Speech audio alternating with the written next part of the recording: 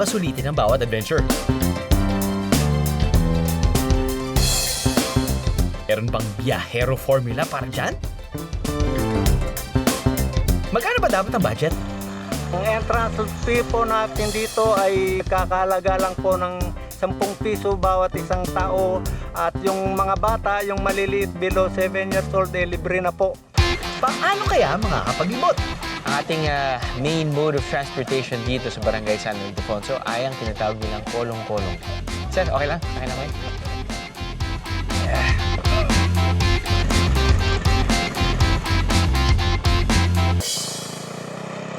Kung backpacking adventure, ano bang dapat bilhin? Before we do our activities dito sa side ng kasiguran dito, just want to show you the basic stuff na usually dinadala ko. Yung small compartment, nandiyan yung underwear, headscarves, socks. Malong.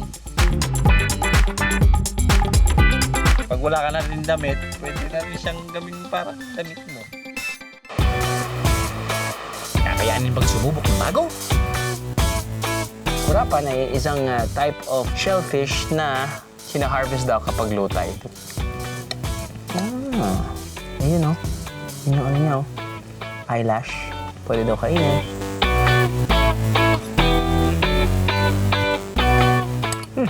Pwede kayang ngiti ang isukli sa makukulay nilang kwento? So magagawa tayo sir yung tinatawag natin na pinigaran. Bakit ka ba naisipan lagyan ng sabaw? Pwede naman sigurong may kanin ka na, tapos nun, inihaw na isda, tapos meron ka ng sauce ng soy sauce. Halimbawa po sa isang pamilya, ang huli mo lang po mangingisda mga 5 piraso. Yung pamilya mo na mga anak mo na mga 10. Para magkasya sir, gagawin namin lalagyan ng sabaw. Para yun Ihaw na rin lang. po yung ano, Yun na rin po yung para para pandami. pandami. Huling hirit, saan kaya pwedeng subukan lahat yan?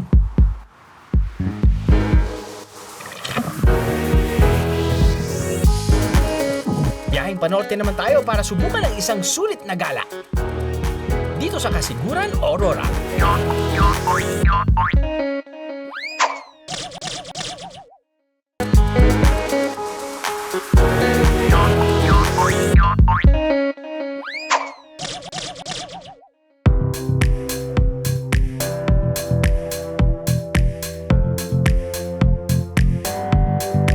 Malapit na sa dulo ng Aurora ang bayan ng Kasiguran. Sinasabing hango ang pangalan ng bayang ito sa salitang kasiguruhan. Which means po safety or assurance dahil nga po dito sa ating Kasiguran Sound na nagsisilbing taguan po ng mga bangka or galyon po nung araw.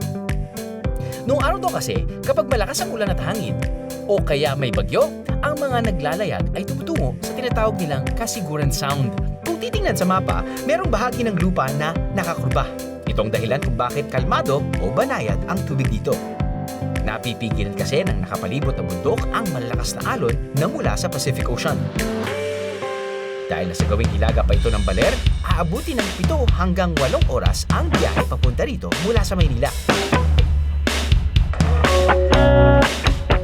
Para masulit namin ang papunta rito, madilim pa lang ay umalis na ng Maynila ang BND team.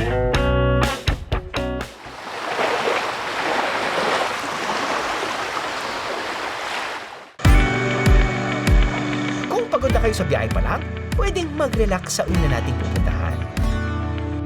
Ito ang Calabgan Beach.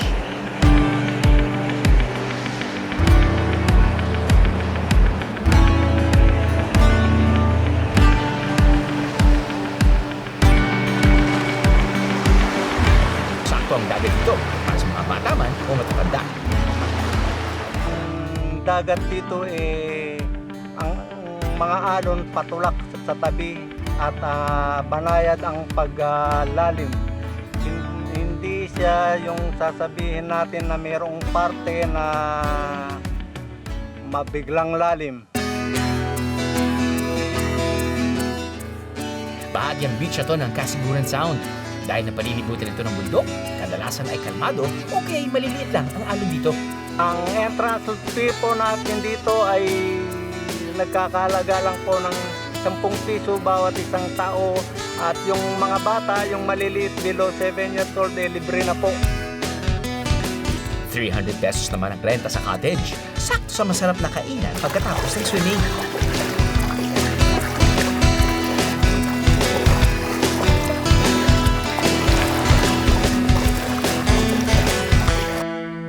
Wala pang mga kwarto sa beach. Pero para sa mga gustong magpalipas ng gabi, maaari kayong magdala ng tent dahil malawak pa ang dalampasigan para sa camping. Meron din namang mga resort na maaring matulugan dito sa Kasiguran.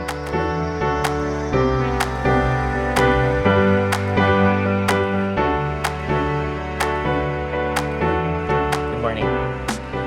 Usually, kapag nagigising ako, kung saan kami nag-feature, lumalabas talaga ako. Hindi lang para makita yung magandang view sa labas ng kwarto ko, which is now, the beach. Yung sounds na narinig natin, pwede naman talaga mag-land trip, no? But last night, or yesterday, parang medyo mataas yung tubig yata sa river, so hindi namin nadaanan. Kaya nagbangka kami pumunta dito. Which I think is okay, because maganda rin yung scenery. Anyway, for land trippers, they can come in, they pay $75. They can rent out one of the cottages for $300. Pag gusto nyo matulog dito, gusto nyo pumasok na. Kung gusto nyo matulog dito, bayad ka ng 1,000 pesos for a room na electric fan lang. Pero pag gusto mo ng aircon, bayad ka ng 1,500 pesos. This is the air-conditioned room. Ano siya? How should I say this? Meron siyang sariling utak. Yung malamig, kagabi, bubugahan ka lang yan. Oh, okay ka ba? Okay ka ba dyan? Tapos nun, mawawalan din siya ng hininga. Feeling ko, it's a special type of, it's a modern, very sensitive type of, of air conditioning system wherein parang pinakikiramdaman niya yung customer. No? Before we do our, activities dito sa side ng Kasiguran dito, I just want to show you the basic stuff na usually dinadala ko. Vamos cap. Sorry. Medyo may mga compartments.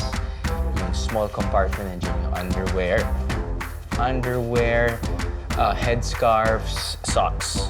Okay? Toiletries. Bigger bag for shirts and shorts. Alam niyo na to. Bag for the cables, chargers, and stuff.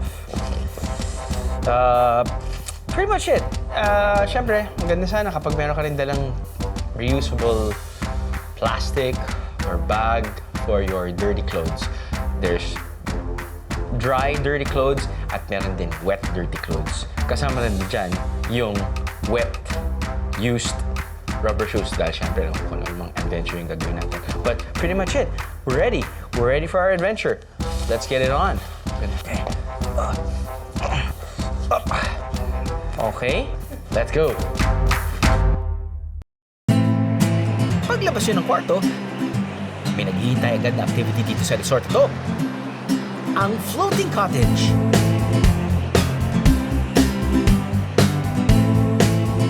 O ang pang-warm up na zipline.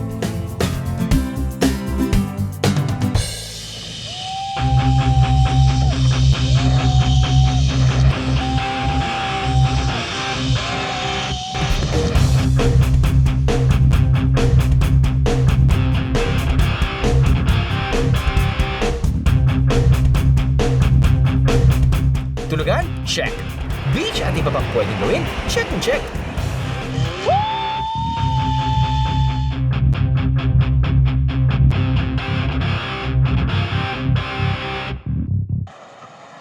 Ano pang kulang?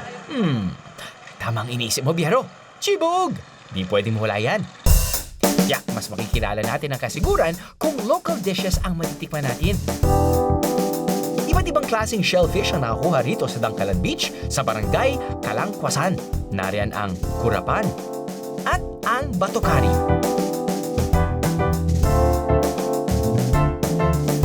Dahil karaniwan itong kinakain ng mga lokal, ginisa o ginataan ng kadalasang luto sa mga to.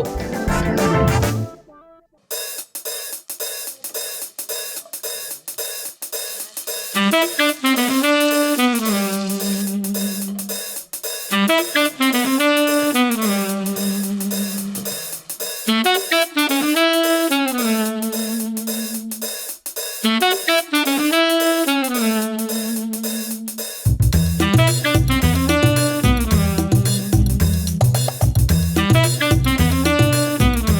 ko nung the last time na nandito tayo sa this side of Aurora, ang kinakain natin ay palaka. Kung makakalimutan nyo. Palaka for late lunch. It's pretty good. Tipakulo yata yun eh. Now, mas nag-northeast pa tayo at nandito tayo ngayon sa Kasiguran, Aurora. Now, ano ba yung ino-offer ng Kasiguran bukod sa magagandang tanawin katulad ng beach? Itong bukaran. Kurapan. Yes, kurapan. Perfect. Kurapan ay isang type of shellfish na sina-harvest daw kapag low tide, which is just here. From the root word kurap. Kapag may lumalapit daw, yung parang laman niya, parang may eyelash. So, kaya tinawag siyang kurapan. Ito, alimango. Ito naman ay susu.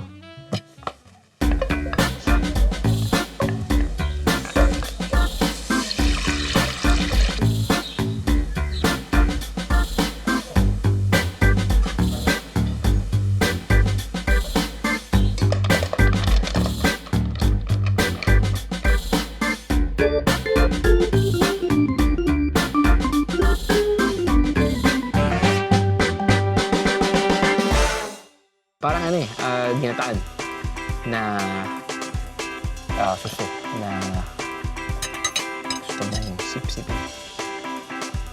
Sip-sipin na natin. Haba yung biyahe namin. Dito ba? O dito?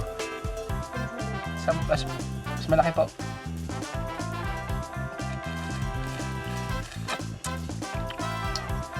Sauce pa lang, masarap na eh.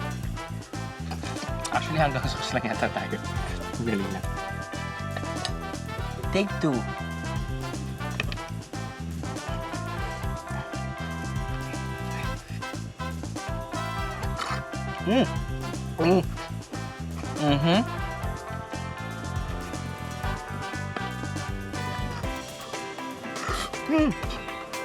Umobra.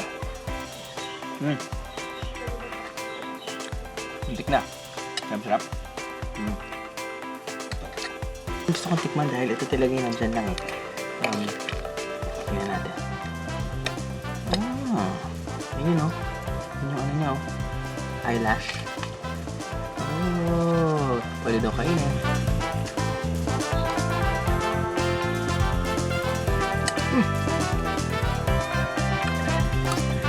Sarap siya. Sarap siya. Para siyang... I guess parang taho. Hindi nagkakaiba yung lasa. Actually, depende naman kasi yan sa pagluto talaga.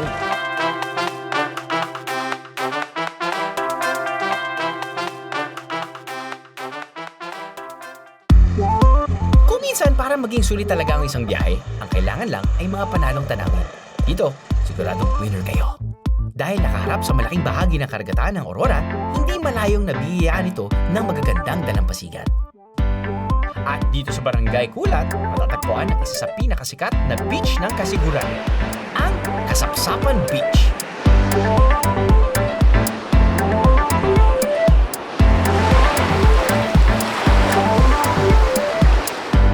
Ang pangalang Kasapsapan ay galing sa salitang sapsap.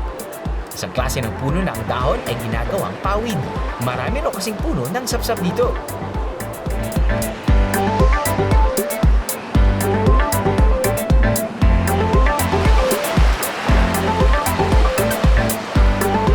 Yep. Ano ba inisip nyo? Maganda. Nice find, biyahe ni Drew. Well, as if naman bago to eh, no? But hindi lang talaga pinupuntahan kasi yung Kasiguran dahil sobrang dulo to talaga eh. This is the Kasapsapan Beach. Ito talaga yung pinupuntahan kapag pinupuntahan yung Kasiguran. White sand.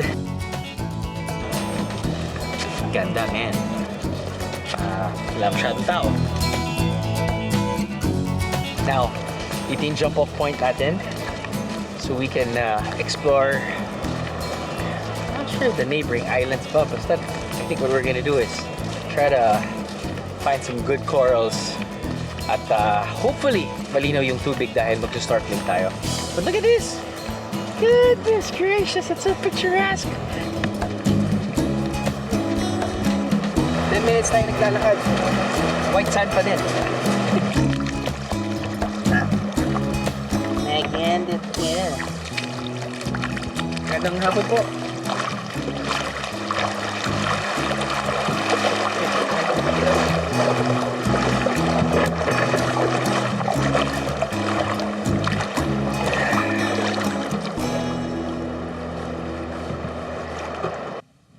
Maaari kayong magpatulong sa tourism office ng Kasiguran para planuhin ang snorkeling activity nyo.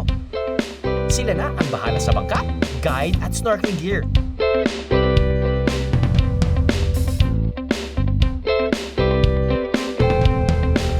Aabutin lang ng 10 hanggang 15 minuto ang biyahe para marating ang kanilang snorkeling site.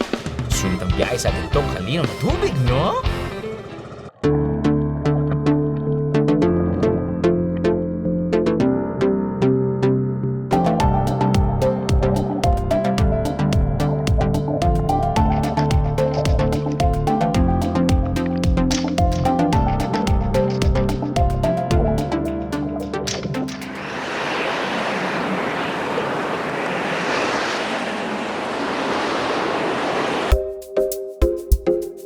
Kapag low tide naman, tiyak na mapapansin nyo ang isang malaking coral malapit sa pampang.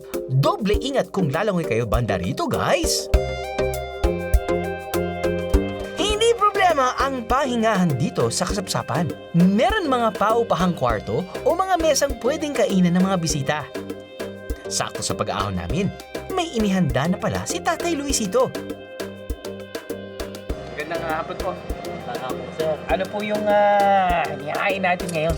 Ito, sir, yung tinatawag sa amin, sir, yung pinigaran na isda. Pinigaran. Pinigaran. Ano po ibig sabihin nun? Ito, sir, yung kinamulatan namin, sir, na talagang pag mangingisda ka, Opo. ito yung ginagawa sa tabing dagat. Pag na pinakamabilis na pagluluto at masarap. So, inihaw niyo po, Sariwang isda, sir, Sariwang bago isda. ihaw. Tapos, So, kahit ano pong isda yun, basta't sariwa. yes, sir.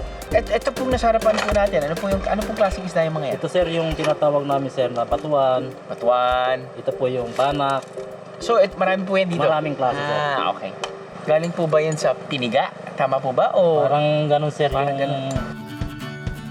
Sa pagluluto ng pinigaran, iihawin muna ang sariwang isda. Mas masarap kung medyo nasusunog na ang kaliskis nito dahil may kakaibang lasa. Kapag naluto, at saka ito hahatiin.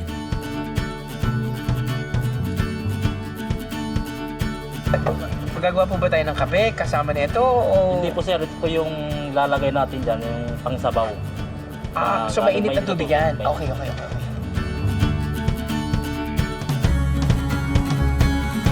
Bakit ka ba naisipan lagyan ng sabaw? Pwede naman sigurong may kanin ka na, tapos nun, inihaw na isda, tapos meron ka ng sauce ng soy sauce or calamansi at Ito, sir, sili. kasi yung isda po kasi, yung halimbawa po sa isang pamilya, ang huli mo lang po mangingisda, mga 5 piraso. Ano po? Yung pamilya mo na mga anak mo ng mga 10. Ay, naku. Para magkasya, sir, gagawin natin, lalagyan ng sabaw. Para yun na rin po yung ano, Yun na rin po yung para para pandami. matandaan. Pwede na po tikman. Sige po. Salamat po.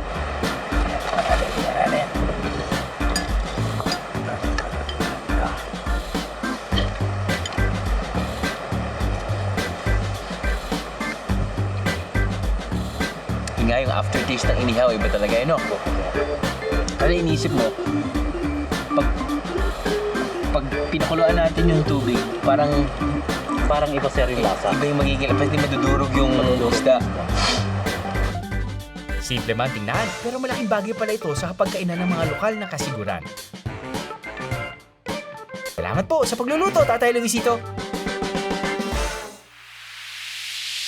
Isa rin sa mga kilalang destinasyon dito sa Kasiguran ay ang Ermita Hill. Dinarayo ito ng mga namamanata tuwing mahal na araw. Ang Ermita Santa Hill po ay nagsilbing lookout daw po noong 17th and 18th century nung panahon ng Moro Rey. Ay may mga kwento rin po na yung mga locals daw po ay naglalagay po ng nag-iipon ng mga logs and mga bato po sa taas. Tapos pagpapunta na po yung mga Moros, inilalaglag po nila doon para po hindi sila makapasok. Sulit, di ba?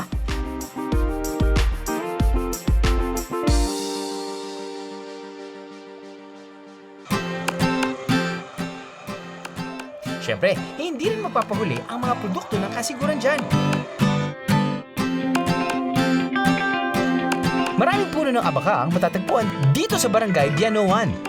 At dahil likas sa malikain at masinop ang mga lokal dito, bumuo sila ng asosasyon na tutulong sa paggawa ng iba't ibang produktong abaka. Simula sa pagkuha ng hibla nito mula sa katawan ng puno. Hanggang sa pagpapatuyo nito, may kanya-kanyang trabaho ang bawat miyembro.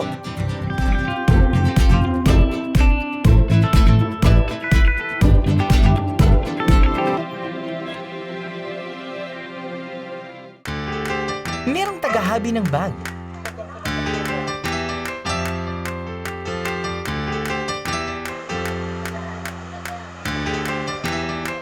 Tagagawa ng disenyo ng bote.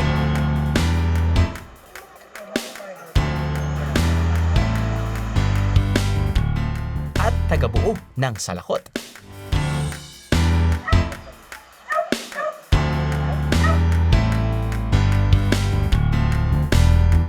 May nagtutulungang makatapos ng isang duyan.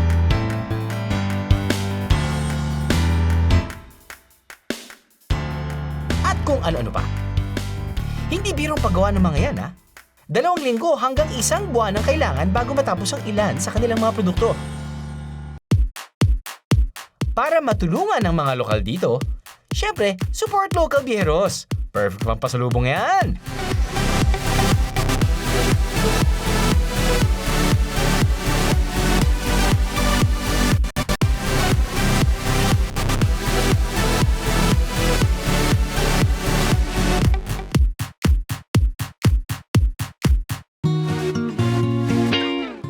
Malayo man ang kasiguran, marami rin palang maaaring puntahan dito. Ang iba, kailangan talagang dayuhin. Alright, tirik ang araw pero ito yung masarap na init. 8 o'clock in the morning. Galing tayo sa Barangay Coso. It took us mga 15 to 20 minutes na boat ride papunta dito sa Barangay San Ildefonso. At ang ating main mode of transportation dito sa Barangay San Ildefonso ay ang tinatawag nilang kolong-kolong. Habal-habal, kolong-kolong, Skylab, Beba, pero pare-pareho din yan. Saan tayo dito? Sir, okay lang? Saan lang kayo?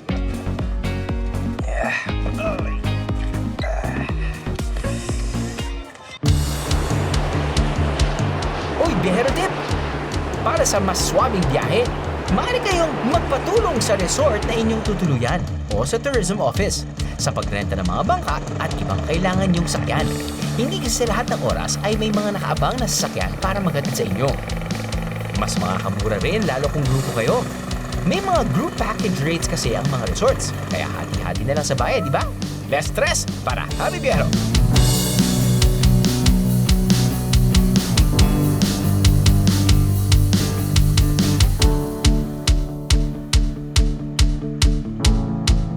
Ito ang Dalugan Beach. Anong kaibahan nito sa ibang beach ng kasiguran? May malalaking rock formation na malapit sa Pampang. Medyo may kalakasan din ang alon dito.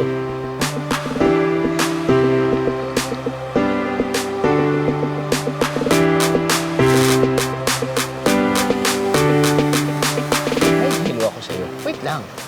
Ano mo sabihin sa'yo? Na, pagdating natin dito, may mga dolphins na naglalaro. Minsan ka lang makakita ng nandito ka sa shore, tapos na nakikita mo ng dolphins from the shore. Usually, magbabangka pa tayo, tapos nun, maagang-maaga tayo aalis kung saan man, tapos nun, pupunta talaga tayo sa area na yun kung saan talaga may visible dolphins. But, I guess, gusto ko lang sabihin ay, kapag meron kayong panahon, mag-travel, if you have the patience, kung mas mahaba yung lalakbayin nyo, mas maganda ang magiging destination. Siyempre, dahil hindi siya masyadong reachable, hindi siya talaga madaling puntahan, wala talaga masyadong tao. Si Binon, wala rin masyadong footprint. Si Binon, makikita mo ay more or less maganda pa rin. Tulad nito. Love it! May kahabaan din ang pampang ng Dalugan Beach. At ilan sa mga parte nito ay pwedeng surf spot. Dito namin nakilala ang mga magpinsang sina Jomel Torres at Mads Mulico. Pareho silang surfer at ito ang kanilang playground. Nung bata pa po ako, ay may dalawang surfer pong pumunta dito sa amin. Tapos, tinuruan pa ako mag-surf po. 3 araw po nila ako tinuruan. Yung natuto na po ako. Tapos, mga ilang buwan, may nagbigay po sa akin ng board. Tapos, yung tinuruan ko rin po sila para po may makasama ako mag-surf dito sa Dalugan. Natuto po ako mag-surf noong 2016. Nagbakasyon po kasi ako dito. Tinuruan po ako ni Kuya Jomel. Yung surfboard pong ginagamit ko, kay Kuya Jomel po yun. Pinaperam lang po niya ako.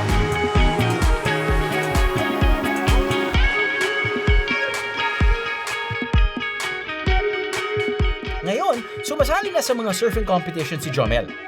Habang si Mads naman ay patuloy na nagsasanay sa surfing tuwing narito siya sa Kasiguran. Dahil linggo-linggo kami kung bumiyahe, nasanay na ang BND team na magdala ng kani-kanilang travel essentials. So, ito, every time na bumabiyahe kami for shoot, ito, dinadala ko yung windbreaker ko kasi malamig sa van. So, ayan, pwede ko siyang suotin. Tapos, pwede rin siya sa init pag gusto kong mag-cover ng arms ko. Tapos, pwede rin siya sa angkon kasi meron siyang hoodie na dipot. Ayan. Yan. Pwede na akong matulog. Tamang-tama ang baon ng researcher naming si Ney dahil medyo inulan kami sa Kasiguran. Medyo umuulan, yung balak naming i-feature na type of shellfish ay hindi lumalabas kapag umuulan. Mas lalo silang nagtatago. Malakas ang hangin kapag may ulan. Now, yung feature natin ngayon, dahil nga umuulan, nalaman namin na meron palang nag-harvest ng different types of shellfish. At yun yung pupuntahan natin. Ito na po, ano po pangalan nito? Sugisog. Sugisog! Ito po ay lumalabas any type of weather conditions pa. Umuulan, maaraw. Oo, pwede. Pwede. Pwede. Kahit maulan, kita mo, kahit maulan, oh, basta para iisibungan yan. Tapos lulubog na yun. Pag hindi ka madali, wala. Kailangan mabilis yung kamay niyo po. Oo. So, so malapit po siya parati sa mangrove or hindi naman parating malapit sa Bakawan? Meron sa Bakawan, meron din sa tabi dun. Kahit Ngayon, kalat kasi sila ito. Kalat. medyo kalat-kalat po sila. Parang utak ko. Tapos, paano niyo po nalalaman? Meron po bang sabihin natin kapag nakatayo kayo nalalaman niyo uy, Ay, hindi. hindi. So, gumagamit po kayo ng kutsilyo. Yan. Kung yung iba, yung magagaling, ginaganyan lang mo. Tapos lulubog ka dito. Kita mo. Pag ginaganon, parang medyo Lulubog siya, makita mo. lulubog yung lupa. Madali raw makakahanap ng sugisog kung low tide. Pero teka, parang hindi rin ata. Ang lawak na ng nalibot ni Ate Rebecca, but not a sugisog in sight.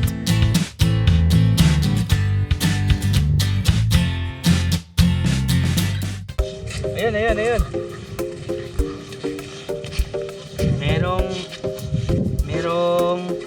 Sugisog. sugisog. Yun. Parang hindi ko napansin na Ayun. Hindi na. Hindi na siya.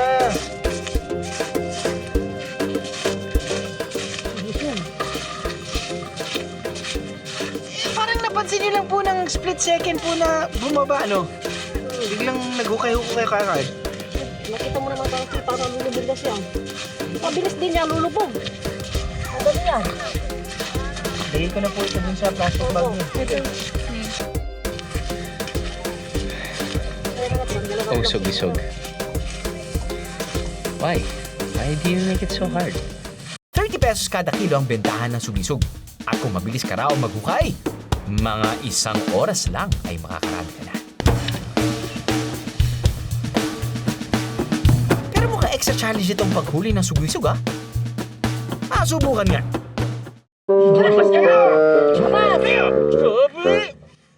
Tama po ba ginagawa ko? Oh, yan, ganyan. Tapos ano yung senyalis na kailangan kong malaman na O, siyempre, may makita ka umihim pataas.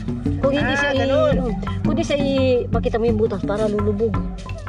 Sa talas ng mata at bilis ng kamay ni Ate Rebecca, talagang master na niya ang paghuli ng sugisog. Sayang at hindi na namin naipaluto ang sugisog. Buti na lang at may mga kainan pa rito sa kasiguran na naghahanda ng iba pang putahe. Bestseller ng kainang ito ang kanilang sisig gudgod. It's a shellfish. Galing siya from Tubig Tabang, which is the salt and fresh water po. Pagkatapos pakuluan ng gudgod, ihiwalay at lilinisin muna ang laman nito. Hihiwain. At saka igigisa.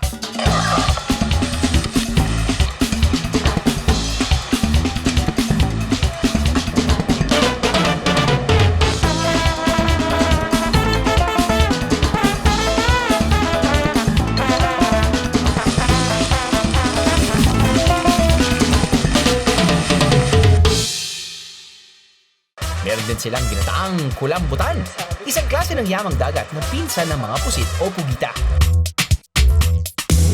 Simple lang din ang pagluluto nito. Igigisa lamang ang kulambutan kasama ang iba pang rekado. At saka hahaluan ng gata.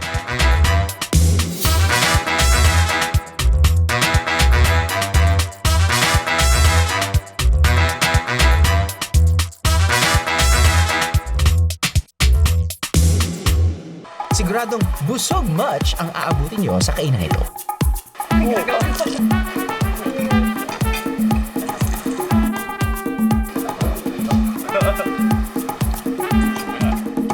Bukod sa pagkain, nakikilala rin ang bayan ng Kasiguran sa paraan ng kanilang pananalita. Ang dialect po ng aming bayan ay ang tinatawag pong Kasiguranin. Ang Kasiguranin po ay pinaghalo-halong salita mula sa iba't ibang lugar. Kung maririnig nyo po, para kaming merong Ilocano, meron po kaming Bisaya, may Ilonggo. Pero nag-create po siya ng sarili naming identity bilang Kasiguranin po. Ito ang lagi kong bitbit pagka ako'y biyahe. Malong. Pwede siyang kumot pag nagbibihis ka, pwede siyang pagtukot sa katawan mo. Pag wala ka na rin damit, pwede na rin siyang gamitin parang damit mo. Hindi talaga nakawala sa bag ko. Running shoes. Yun nga, travel show. Maraming lakaran, maraming akyatan, so... Swak ang dala ng mga videographer naming sina Daniel at Jeff. Dahil ang susunod nating pupuntahan dito sa Kasiguran, may mahabang lakaran at masaan. Mula sa jump-off point ng trekking sa Barangay Ditinagyan, aabutin ng halos 40 minutes ang lakaran patungo sa ating susunod na destinasyon. Ilang minuto pa, sasalubong na ang Ditinagyan Falls.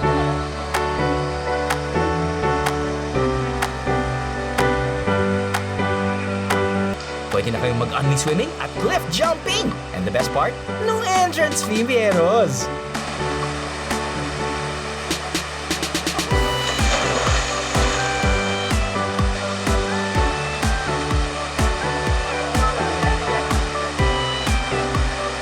May libreng cottages din dito kung saan pwede kayong magluto. Perfect sa family outing yan.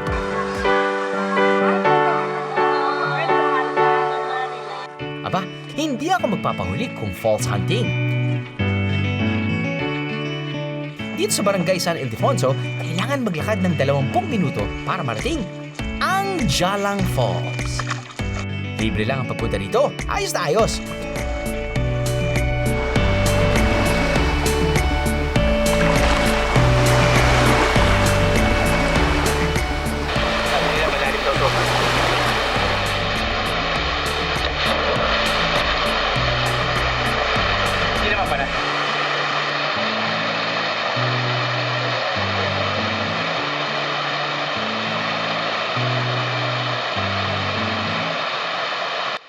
Para nakatago sa gitna ng bundok ang falls na to, kaya madalang na may ibang turista.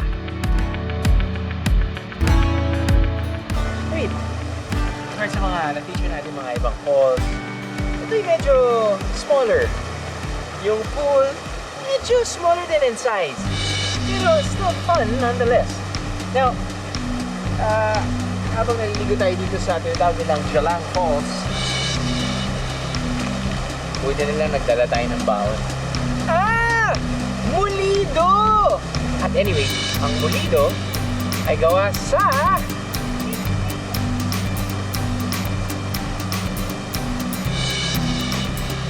truffle mushroom. Dalawa lang. Gawa sa kamote.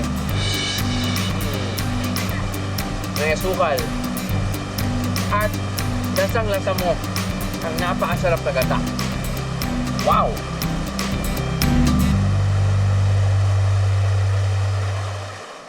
Ang mulido, gawa sa ginayad na kamote na hinaluan ng kinayod ng nyog. Gagawin pa itong espesyal at dadagdagan ng laka.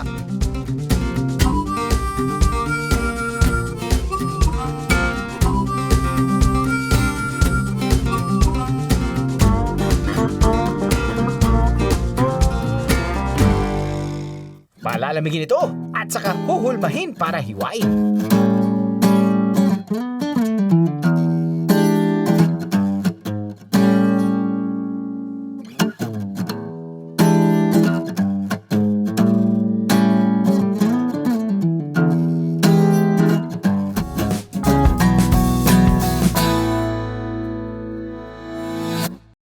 Gawa ito ng isang grupo na gumagawa rin ng iba pang produkto gaya ng makumbo.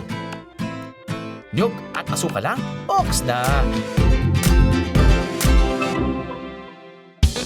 Sakto ang carbo loading para mas maraming energy sa paglilibot sa kasiguran.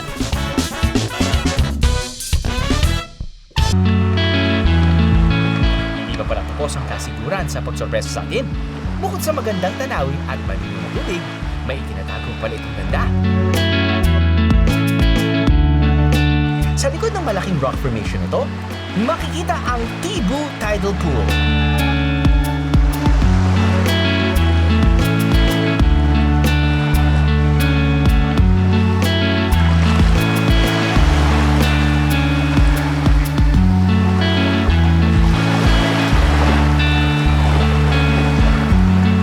Para sa mas magandang angulo, akitan muna natin yan.